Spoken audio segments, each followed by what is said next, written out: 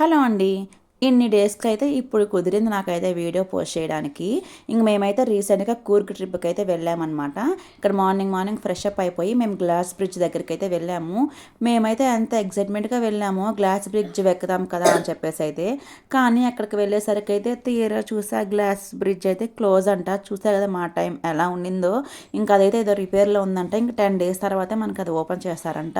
మాకైతే ఆ విషయం అస్సలు తెలీదు. చాలా ఎక్సైట్‌మెంట్ అయితే వెళ్ళాము. కానీ ఇంకేం చేయలేం కదా! జస్ట్ అలా చూసేసి కొన్ని ఫోటోస్ అవి తీసుకొని అయితే ఇంక వచ్చేసామనమాట. మాకు అక్కడ ఇంకా కాఫీ బీన్ ప్లాంట్స్ ఉంటాయి కదా! ఇంకా అవన్నీ గాని ఉంటాయి.